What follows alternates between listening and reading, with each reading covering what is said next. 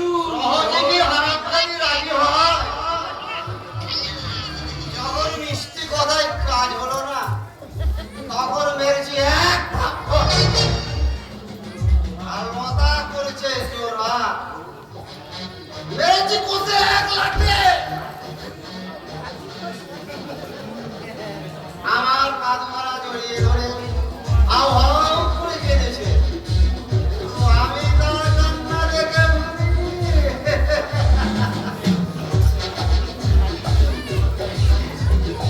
কিন্তু শোকে দুঃখে বাচ্চায় অভিমানে সে যেন বোমা হয়ে গেছে।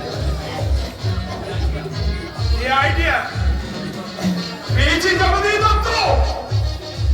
আমি পথ খুঁজে পেয়েছি। লতা বাবা হয়ে থাকবে, উগলাবে না। ও শুধু নাচবে, শুধু নাচবে।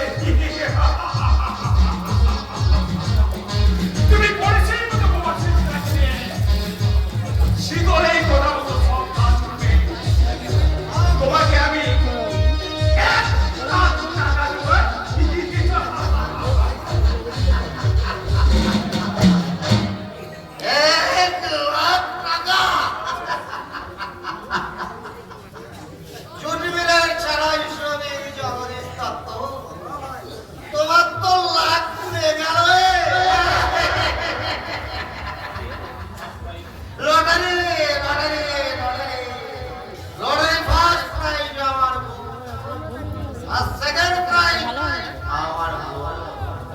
তোমার বোন আর বউ আত্মহত্যা করবে।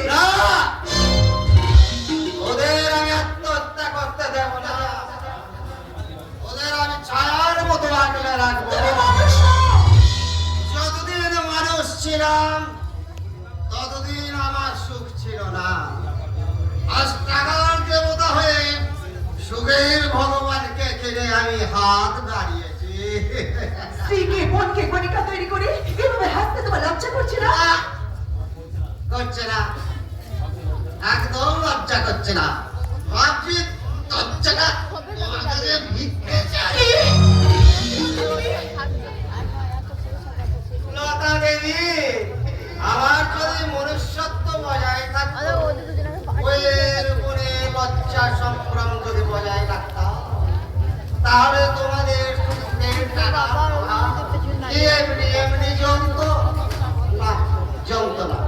নাকি আমার এই সুখের ছিলা কাটায় বসে আনন্দের পায়রা পাক পাক পাক পাক পাক পাক পাক করে। তোমার তোমার এত টাকা লোক কেন? এত টাকা লোক কেন? আমার বাবা বলো গোস্বামীর কাছ থেকে 1,00,000 টাকা পেয়েও কি তুমি ফিরে পাবে তোমার হারিয়ে যাওয়া দিনগুলো? আর কি তোমার জীবনে কোনোদিন আসবে রজনীগন্ধার গন্ধ মাখা 8খানা চা? আর কি তোমার